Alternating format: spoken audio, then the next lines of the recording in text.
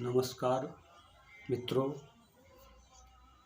आज निखिलेश स्वानंद ज्ञान ज्योति चैनल के माध्यम से आप सभी से बात करने का पुनः अवसर प्राप्त हुआ है।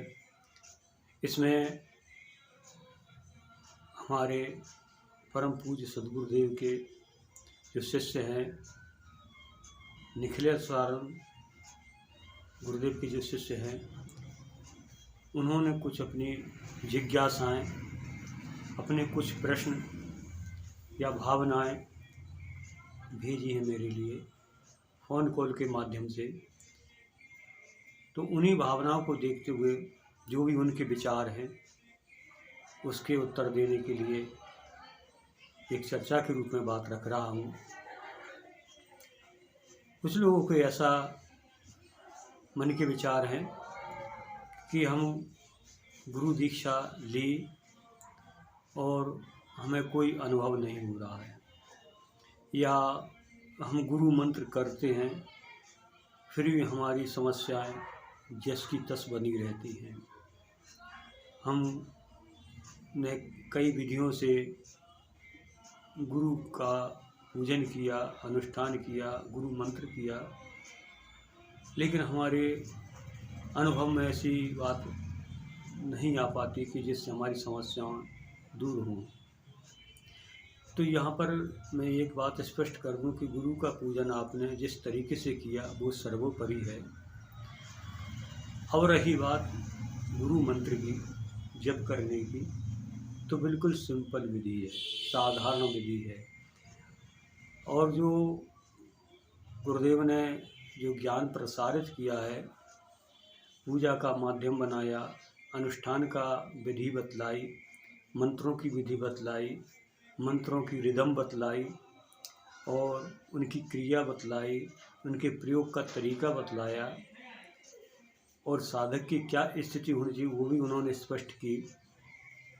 कब करना चाहिए, कैसे करना चाहिए, गुरुदेव ने सारा ज्ञान अपनी वाणी के द्वारा सभी को दिया है। अब बात यह आती है कि मैं किसी विशेष अनुष्ठान या साधना के ऊपर नहीं जा रहा हूँ, सामान्य गुरु मंत्र की ही बात कर रहा हूँ।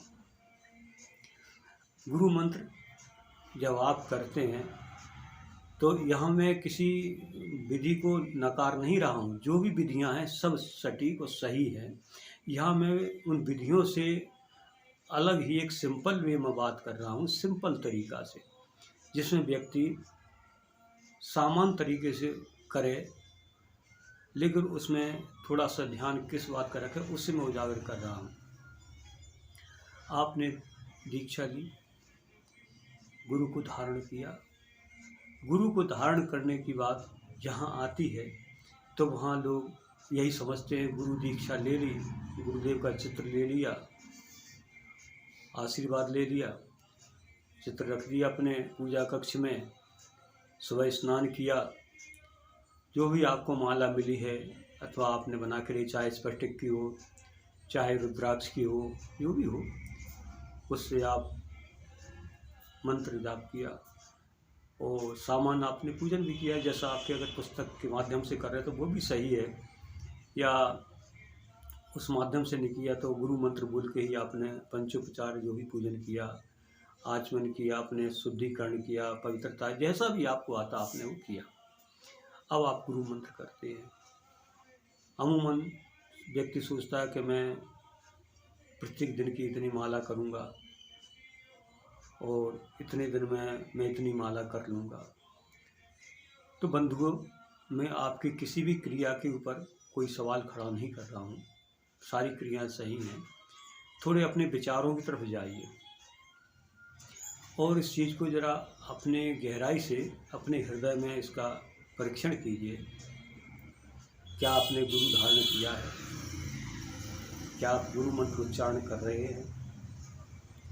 क्या आपको गुरु के ऊपर विश्वास है? गुरु मंत्र को आपने किस रूप में लिया है? इस गुरु मंत्र को आप क्या समझते हैं? अपने मतलब दिल के अंदर क्या समझते हैं? तो जाहिर इस बात पे आप कह देंगे गुरु मंत्र तो हमारा सर्वोपरि मंत्र है। ये बात सिर्फ दूसरों की सुन करके आप कह रहे हो। यहाँ पर मैं बात कर रहा हूँ अपने मन की बात। मन तो भटकता है कि भाई हम पूजा करेंगे गुरुदेव की, ये भगवान की जो भी है, और हमारे सारे कष्ट दूर हो जाएंगे। तो पहले बात आपको अपनी भूमिका यहाँ से शुरू करना पड़ेगी कि जब व्यक्ति जन्म लेता है तो उसके भी कुछ अच्छे कर्म और कुछ बुरे कर्म होते हैं। ये सब पूर्व निर्धारित है। ऐसे ही सोच लीजिए कि जब हम कोई मोबाइल लेते हैं, आज के ज़माने की मतलब समय के अनुसार बात कर रहा हूँ, तो उसमें कुछ ऐसे ऐप आते हैं जो कंपनी की तरफ से ही डले रहते हैं, उन्हें आप डिलीट नहीं कर सकते।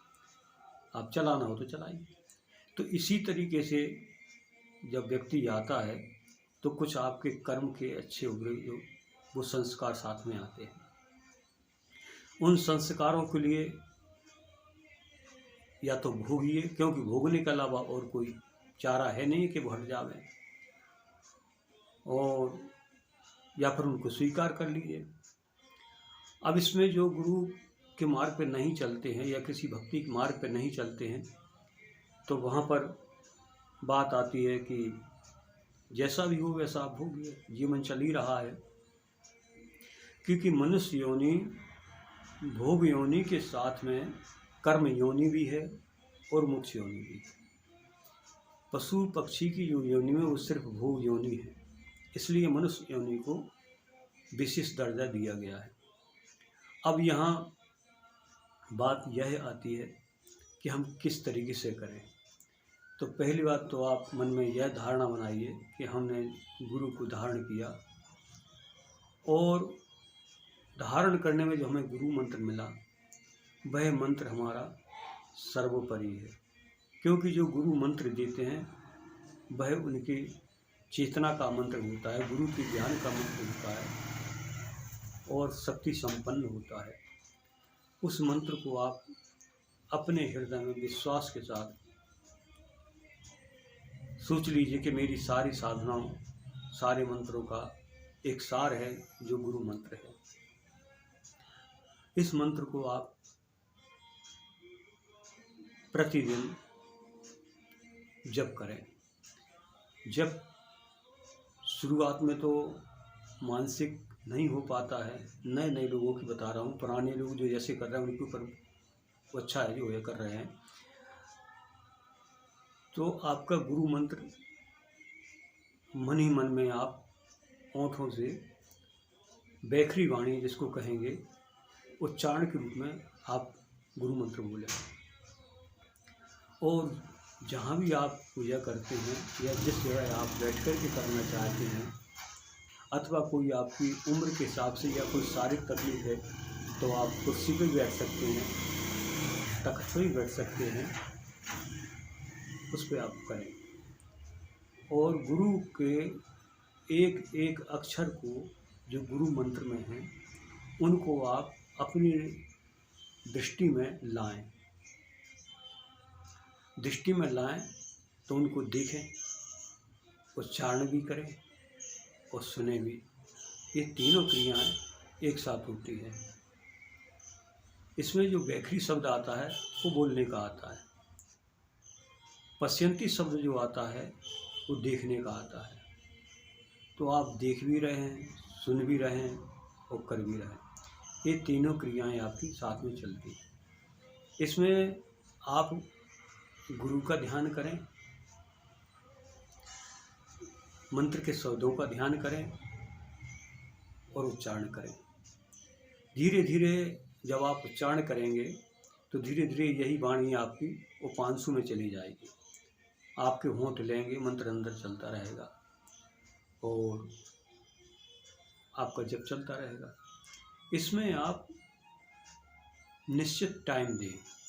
कैसा निश्चित टाइम दो? इसके लिए आपको टाइम बढ़ाना पड़ेगा।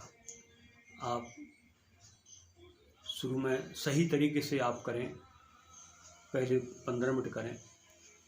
15 मिनट का मतलब हम ये कह रहे हैं कि आपका ध्यान या तो गुरु के विग्रह पे जाना चाहिए।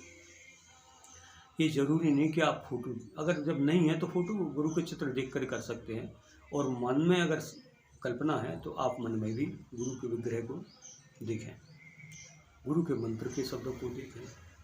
इसके अलावा आप कोई विचार ना करें कि मेरा ये काम होगा, मैं ये ऐसा कर रहा हूँ, मेरी ये समस्याएं दूर हो जाएंगी, मैं ऐसा कर रहा हूँ, मेरे फलानी चीज़ मिल जाएगी, मैं ऐसा कर रहा हूँ, मुझे ये प्राप्त हो जाएगा, मैं ऐसा कर रहा हूँ, मुझे साधना में सिद्धि मिल मैं ऐसा, ये सारी चीज़ों को आप बिल्कुल एक किनारे कर दीजिए। सिर्फ ये सोचिए कि गुरु मंत्र है और आपकी आत्मा है। शरीर से भी आप ज़्यादा वो नहीं करें, ज़्यादा मतलब नहीं रखें, बैठी तो है, शरीर तो है ही। इस तरीके से जब आप करेंगे तो आपका मन भागेगा। जब मन भागेगा तो तरह तरह के विचार आएंगे, और मन कब भागता है? जब आप उसे कल्पना रूपी घोड़ा दे देते हैं, क्योंकि बगैर वाहन के कोई चल नहीं पाता है। इसी तरीके के मन को चलने के लिए एक कल्पना का वाहन चाहिए। इसको आप ऐसे समझ लीजिए, आप अपना अनुभव भी करना, मैं ये बात नहीं कर रहा हूँ खाली मेरी बातों पर विश्वास करें। आप जो भी मंत्र कर रहे हैं, और मंत्र करने में आप कल्पना थोड़ी सी आपने कर दी, चाहे आपने घर की कर दी या मित्र की कर दी या किसी व्यवसाय की कर दी या धन की कर दी या किसी परेशानी कर दी, किसी समस्या की, जहां आपने कल्पना की तो तुरंत मन आपका उसी कल्पना के द्वारा उस जगह पहुंच जाएगा।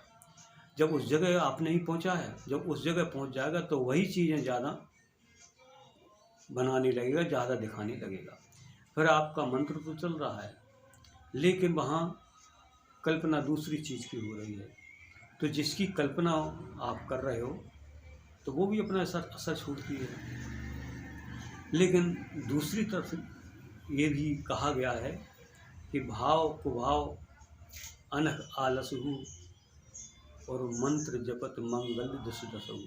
देखिए कहीं ये शब्द विवेक नाम जपत, तो नाम जपना या मंत्र जपना एक ही चीज़ है। कि अगर गुरु के द्वारा मंत्र है तो भी यही उसमें नाम आ जाता है, मंत्र आ जाता है, और नाम जैसा आप कोई नाम जप रहे हैं तो वो भी वही आ जाता है। इसमें बात यहाँ कही है कि जब व्यक्ति के दोष ज़्यादा ऊपर होते आते हैं तो तरह तरह के विचार आते हैं, तरह तरह की कल्पनाएं आती हैं, मन नहीं लगता है, विचार इतने परेशान कर देते हैं। तो वहाँ क्या है कि आपको जो कुछ हो रहा है उसको होने दीजिए, अपना मंत्र जप करते चले जाइए। धीरे धीरे धीरे धीरे धीरे धीरे ये सारी चीज़ें डिलीट होने लगेंगी।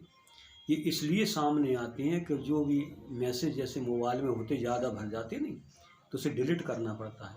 तो उसमें डिलीट करने का तो माध्यम एक वैज्ञानिक फंक्शन है, साइंस की तरीके से है।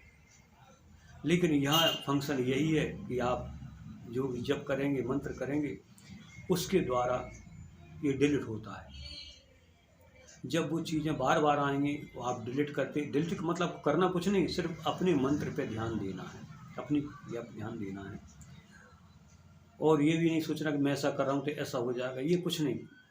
बस आप करते चले जाइए, धीरे धीरे धीरे धीरे वो सारे जितने भाव हैं वो तिरोहित हो जाएंगे, शांत हो जाएंगे, हट जाएंगे। और ये भाव आते क्यों हैं?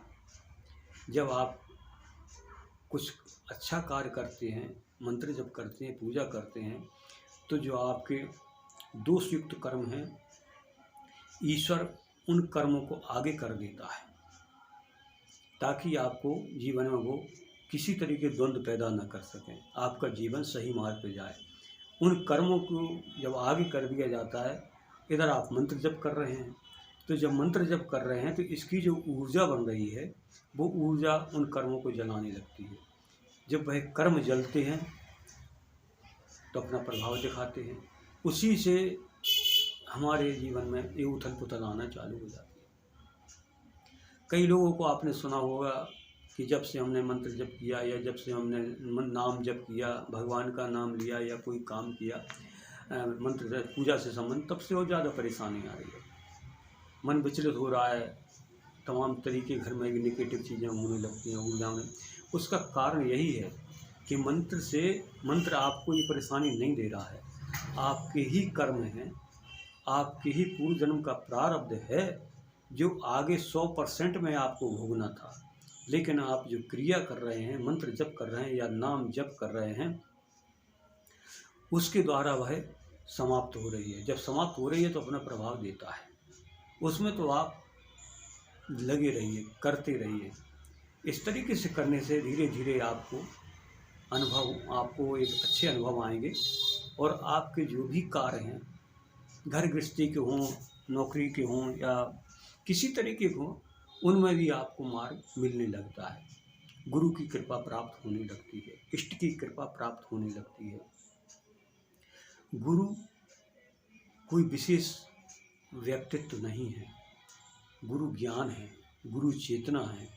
ये बात अलग है कि उस ब्रह्मांड की चेतना हमें ज्ञान देने के लिए इस धरा पर इस रूप में आई और हमारा ये बहुत बड़ा सौभाग्य है, जाने कितने जन्मों का, कि जिस काल में हमारे गुरुदेव निखिलेश्वरानंद ने जन्म लिया गृहस्थ रूप में, और उन्होंने अपनी प्रभाव से, अपने तेज से, अपनी शक्ति से हम जैसे दुरात्मा जीव जो भटक रहे थे, उन्होंने अपना सानिध्य दिया, कृपा की उन्होंने।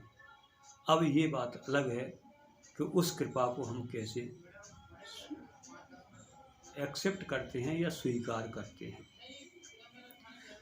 गुरु जो भी ज्ञान देता है शिष्य के लिए ऊर्ध्वगति बनाने के लिए, शिष्य के जीवन को ऊर्ध्वगति देने के लिए ही करता है। अब इसमें ये आती है कि आदमी यही सोचता है, व्यक्ति, कि मैं साधना करता रहूं, मंत्र जप करता रहूं, मेरे काम सारे बनते रहें और अपना कार्य चलता रहे। तो देखिए, एक बार में एक कार्य ही हो सकता है। जैसे मान लीजिए आप हंसते हैं तो आप गाल नहीं फैला सकते, और गाल फैलाते हैं तो हंस नहीं सकते हैं। लेकिन ये है, जो भी एक कार्य करें उसके रिजल्ट सही आते हैं। दोनों काम एकदम नहीं हो सकते हैं। गुरु की महिमा तो अनंत है, इसके बारे में तो मैं तो एक दुर्बुद्धि व्यक्ति हूँ, मुझे इतना ज्ञान नहीं है। लेकिन यह है कि जो गुरु मंत्र में 16 वर्ण हैं, वह 16 वर्ण आप सिर्फ अक्षर ना समझें, वह आपके उस परम ब्रह्म में मिलने के, उस गुरु तत्व में मिलने के, उस सिद्धाश्रम में जाने के, आपको जिस रूप में जो समझें, इसलिए बात कर रहा हूँ, वह पासवर्ड हैं। जैसे किसी चीज़ के पासवर्ड होते हैं सीक्रेट, वो दूसरों को नहीं बताए जाते, अपने यूज किए जाते हैं।